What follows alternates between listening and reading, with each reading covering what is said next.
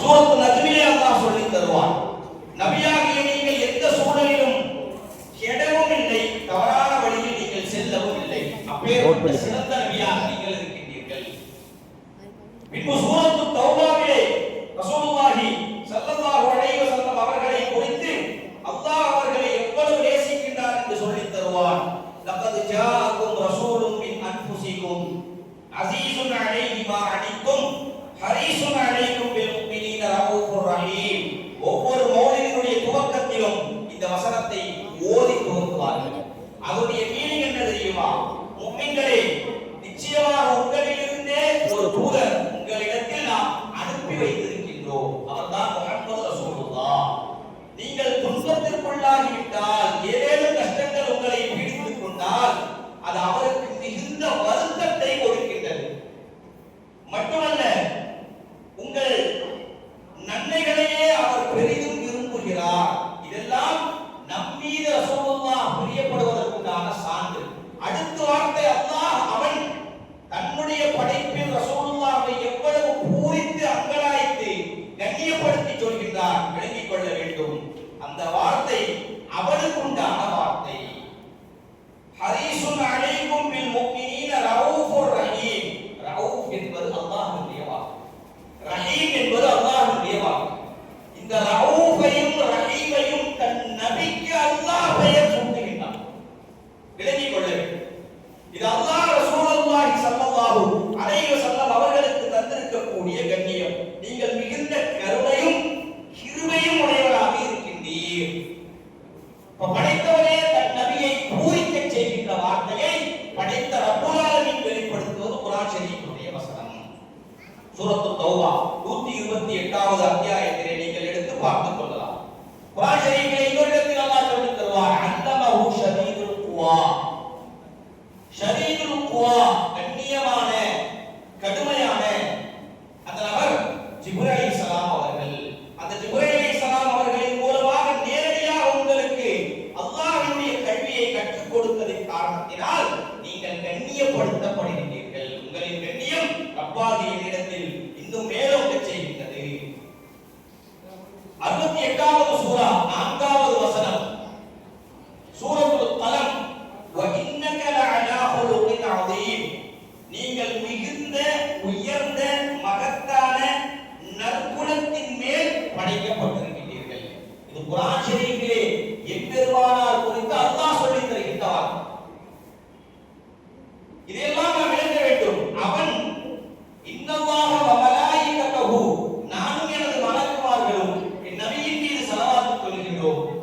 ஓ ஈமான் கொண்ட விசுவாசிகளே, நீங்களும் ஸலவாத் சொல்லுங்கள் என்று ஒரு வசனத்தை நாம் ஆதாரமாக காண்பிக்கும் நேரத்தில் மறுப்பு தெரிவிப்பவர்கள், வரம்பு மீறி புகழ்பவர்கள், ரசூலுல்லாஹ்வினுடைய கண்ணியத்தை இவர்கள் புகழ்ச்சி என்ற பெயரில் கெடுத்து விட்டவர்கள் என்று ஷைத்தானினுடைய செயலுக்கும் சொல்லுக்கும் வாதிடுபவர்கள், சொந்தம் கொண்டாடுபவர்கள், அவர்களுக்கெல்லாம் இந்த வசனத்தை நீங்கள் தெளிவுபடுத்த வேண்டும், எடுத்து காண்பிக்க வேண்டும், சொல்லித் தர வேண்டும். அதனுடைய தர்ஜுமாக்களை மட்டுமே சொல்கின்றோம். இறங்கிய நேரம், எதற்கு இறங்கியது, ஏன் இறங்கியது, எந்த சூழலில் இறங்கியது, சகோதரரை அமர்ந்திருக்க வேண்டிய நிர்பந்தம் ஏற்பட்டது. வாய்ப்பு கிடைக்கும் பொழுது இன்ஷா அல்லாஹ் தெரிந்து கொள்வதற்குண்டான சூழலை அல்லாஹ் ஏற்படுத்தி தரட்டும். நீங்கள் தர்ஜுமாவை மட்டும் எடுத்து பாருங்கள். வ இன்னக லஅலா ஹுலுகின் அதீம். அவர்களை மிக கண்ணியமான மிக உயர்ந்த மகத்தான நற்குணத்தில் நாம் அவர்களை படைத்து வைத்திருப்பது அவர்களுக்கு உண்டான கண்ணியத்தை என்னிடத்தில் மனிதர்களாகிய நீங்கள் விளங்கிக் கொள்ளுங்கள். கண்ணியத்தின் புறப்படும், நற்குணத்தின் புறப்படும், நன்மைகளை எத்தி வைத்த தீமைகளை தடுத்து வைப்பதற்குண்டான தாயகம் முஹம்மது ரசூலுல்லாஹி ஸல்லல்லாஹு அலைஹி வஸல்லம் அவர்கள் நாயகம். விளங்கிக் கொள்ள வேண்டும். அடுத்த சூரத்துல் அஹ்ஸாப் 21வது வசனத்தில் அல்லாஹ் சொல்லித் தருவார், லகத் கான லகும் ஃபீ ரசூலில்லாஹி உஸ்வத்துன் ஹஸனா. வெறுமனே இந்த வார்த்தையை சொல்லவில்லை. லிமன் கான யர்ஜுல்லாஹ வல் யௌமல் ஆகிர வ தக்கரல்லாஹ கதீரா. யாரை பார்த்து சொல்கின்றார்? போற போக்கில் எம்பெருமானாரை ஏளனம் பேசுகின்ற மக்களை சொல்லவில்லை. எம்பெருமானாரின் கண்ணியத்தை விளங்காத மக்களுக்கு சொல்லவில்லை. எம்பெருமானாருடைய மகத்துவத்தை புரியாத மக்களை பார்த்து சொல்லவில்லை. அடுத்த வசனத்தில் அந்த சொல்லுவான், லிமன் கான யர்ஜுல்லாஹ வல் யௌமல் ஆகிரா, அல்லாஹ்வின் மீதும் இறுதி நாளின் மீதும் ஆதரவு வைத்த அந்த மக்கள் அல்லாஹ்வை அதிகம் தியானிப்போருக்கு நிச்சயமாக அல்லாஹ்வின் தூதராகிய முஹம்மது ரசூலுல்லாஹ் ஸல்லல்லாஹு அலைஹி வஸல்லம் அவர்களிடத்தில் வாழ்க்கைக்கும் மறுமைக்கும் மன்னரைக்கும் மஹ்ஷருக்கும் அழகிய முன்மாதிரி இருக்கின்றது. எந்த நபியை பார்த்து முழு சமுதாயத்திற்கு அல்லாஹ் சொல்ல வேண்டும். ரசூலுல்லாஹி ஸல்லல்லாஹு அலைஹி வஸல்லம் அன்னவர்களை பார்த்து சொல்வான், ஈமான் கொண்ட அந்த மக்களுக்கு இந்த துன்யாவினுடைய எல்லா விஷயங்களிலும் ஒரு மனிதன் கரு உருவதற்கு முன்பிருந்து மன்னரையிலே கொண்டு போய் வைத்து இவன் சுவனவாசி நரகவாசி என்று தீர்ப்பு கொடுக்கப்பட்டு அங்கெல்லாம் கொண்டு போய் சேருகின்ற அந்த நேரம் வரையிலும் எம்பெருமானாருடைய வாழ்க்கையில் உங்களுக்கு உண்டான எல்லா விதமான முன்மாதிரிகளும் இருக்கின்றன. இது அல்லாஹ் ரசூலுல்லாஹ்வுக்கு தந்திருக்கக்கூடிய கண்ணியம். படைத்தவனை நினைத்து கண்ணியப்படுத்துகின்ற சூழல், படைத்தவனை நினைத்து பூரிப்படைகின்ற வார்த்தைகளை படைத்தவனே தருகின்றான். மட்டுமல்ல, சூரத்துல் அன்பியா 107வது வசனத்தில் அல்லாஹ் சொல்லுவார், வமா அர்சல்னாக இல்லா ரஹ்மத்தல் லில் ஆலமீன், அகில உலகிற்கும் எம்பெருமானாரை அருட்பிழமாக அனுப்பி வைத்தோம். இது அல்லாஹ் ரசூலுல்லாஹ்வுக்கு தருகின்ற கண்ணியம். சூரத்துல் ஹுஜராத்தில் பல இடங்களில் சொல்லி தருவார். இவ்வளவு விதமான சிறப்புகள், இன்னும் பல விதமான குர்ஆன் ஷரீஃபின் வசனங்கள் நாம் தஃப்சீர் செய்கின்றோமோ என்ன உங்களுக்கு வந்துவிடக் கூடாது என்பதற்கு சில சம்பவங்களை சொல்லிவிட்டு இன்ஷா அல்லாஹ் முடித்துக் கொள்வோம்.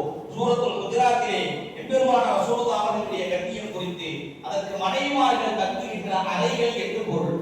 அந்த சூராவினுடைய ஹுஜராத் என்ற அந்த வார்த்தை. அப்ப அதிலே நீங்கள் எடுத்து தஃப்சீரை பாருங்கள். அல்லாஹ் தன் நபியோடு எப்படி பேச வேண்டும் என்று சொல்லி தருவார். தன் நபியோடு எப்படி பழக வேண்டும் என்று சொல்லி தருவார். உங்களை போன்று உங்களில் வந்த மனிதர் என்பதில் மாற்று கருத்தில்லை. ஆனால் என்னிடத்தில் அவர்களின் கண்ணியம் மனிதர்களை காட்டிலும் புனிதமானது.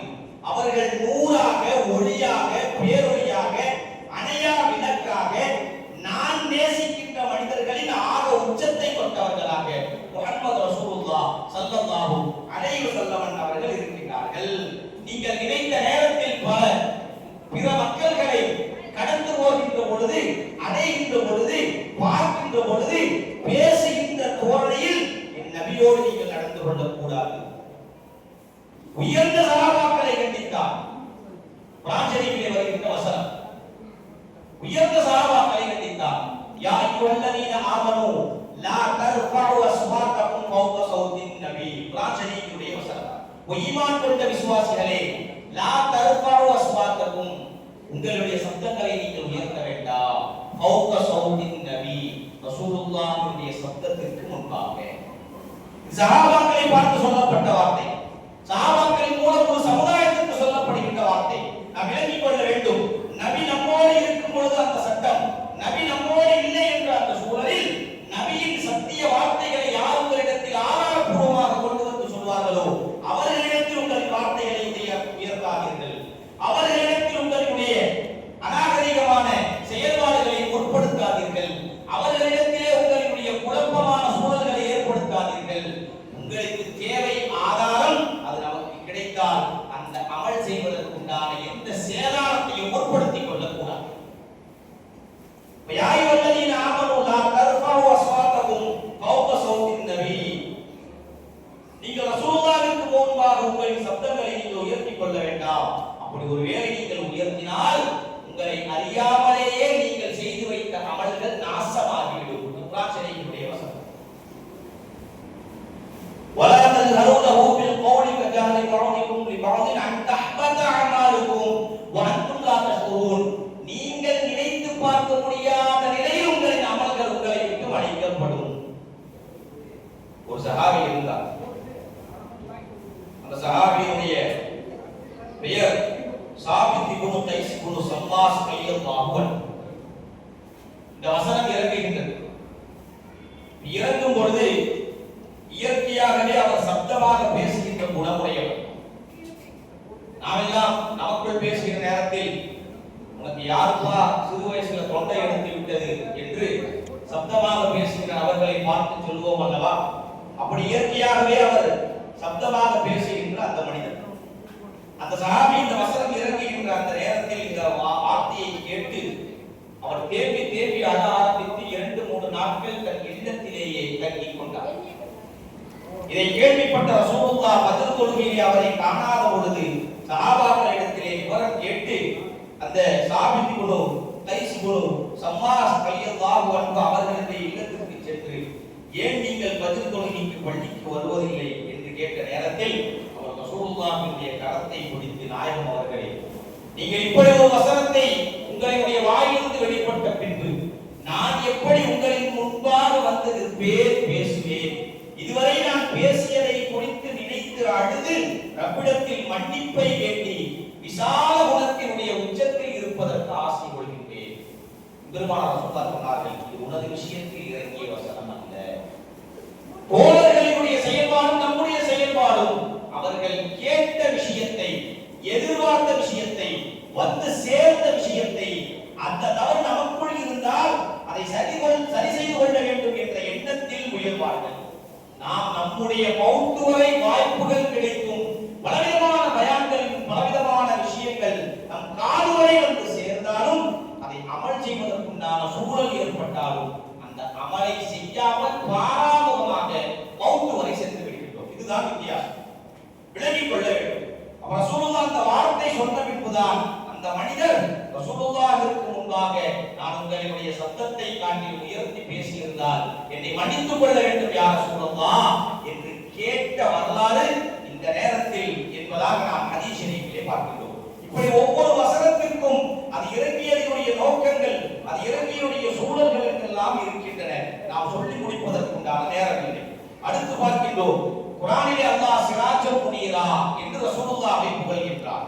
அடுத்து பார்க்கின்றோம், அத்தஹியாத் என்று இருக்கின்ற செயல்பாடு ஒவ்வொரு தொழுகையிலும் ஹனஃபி மذஹபின் பிரகாரம் வாஜிபாக்கப்பட்ட அமல். எவர் தொழுகையில் அத்தஹியாத் ஓதவில்லையோ அவர் ஹனஃபி மذஹபை சார்ந்திருந்தால் தொழுகை கூடாது. இது மார்க்க தீர்ப்பு, மார்க்க சட்டம். அந்த அத்தஹியாத்தினுடைய செயல்பாட்டில் அல்லாஹ்விடத்திலே பேசுகின்ற அந்த சூழலை எல்லா தொழுகையிலும் தன் அடியார்களும் தன் நபியை நினைவு கூற வேண்டும் என்று மார்க்க தீர்ப்பானது. தன் அடியார்கள் தன் நபியை நான் எவ்வளவு கண்ணியப்படுத்தி வைத்தேன், அந்த நபியை ஒவ்வொரு தொழுகையிலும் என்னுடைய அடியார்கள் நினைவு கூற வேண்டும். நாம் தெளிவுபடுத்தி சொல்வதென்றால், நான் என்ற ரப்பாகிய நான் எந்த இடத்திலெல்லாம் இந்த இஸ்லாமிய சமூக மக்களிடத்தில் நினைவு கூறப்படுவோனோ அந்த இடத்திலெல்லாம் எனது ஹபீப் ரசூலுல்லாஹ் நினைவு கூறப்படுவார். இது அல்லாஹ்வுடைய ஏற்பாடு. அல்லாஹ் வணக்கத்திற்குரியவன் ஜல்ல ஜலாலுஹு. ஆனால் அவன் நேசித்துக் கொண்டே இருக்கின்ற தன் நபியின் மீது ஸலவாத் சொல்வதையே வேலையாக எடுத்துக்கொண்ட முஹம்மது ரசூலுல்லாஹி ஸல்லல்லாஹு அலைஹி வஸல்லம் அவர்களை தன்னுடைய பெயருக்கு அருகாமையில் சேர்த்துக் கொண்டான். இது எம்பெருமானாருக்கு அல்லாஹ் தந்திருக்கக்கூடிய மாபெரும் கண்ணியத்தின் வெளிப்பாடு. பல வருடங்கள் ஆதம் அலைஹிஸ்ஸலாம் அவர்கள் மன்னிப்பை வேண்டி அல்லாஹ் மன்னிக்க மறுத்ததனுடைய காரணத்தை அவர்களாகவே தெரிந்து பல நாட்கள், பல வருடங்கள் கழித்து உன்னுடைய பெயருக்கு அடுத்து இன்னொரு பெயரை சேர்த்து வைத்த அந்த முஹம்மது ரசூலுல்லாஹ்வின் பரக்கத்தால் எனது பாவத்தை மன்னித்தருள் என்ற கேட்ட அடுத்த வினாடி இந்த வார்த்தை வருவதற்கு இவ்வளவு வருடங்கள் எடுத்துக்கொண்டாய் என்ற சூழலை வெளிப்படுத்துவார்.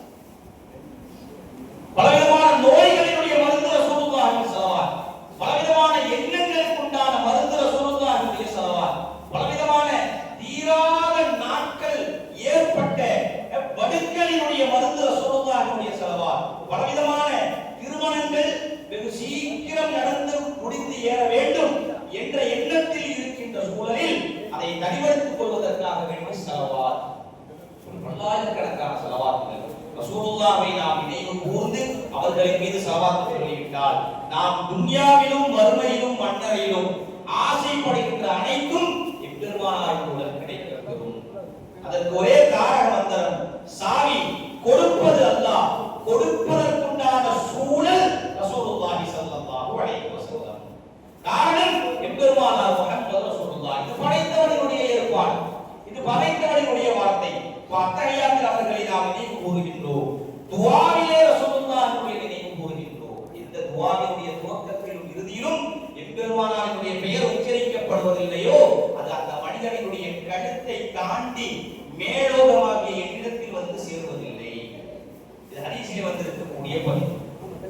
அதானிலே வாங்கிலே ஒவ்வொரு நாளும் உலகம் முழுவதும் சொல்கின்ற அந்த வாங்கில் அஷ்ஹது அன்ன முஹம்மதர் ரசூலுல்லாஹ் என்று சொல்ல மறுத்தால் அது அல்லாஹ் ஏற்படுத்தி தந்த ரசூலுல்லாஹ் கற்றுத் தந்த வாங்கில் கட்டுப்படாது.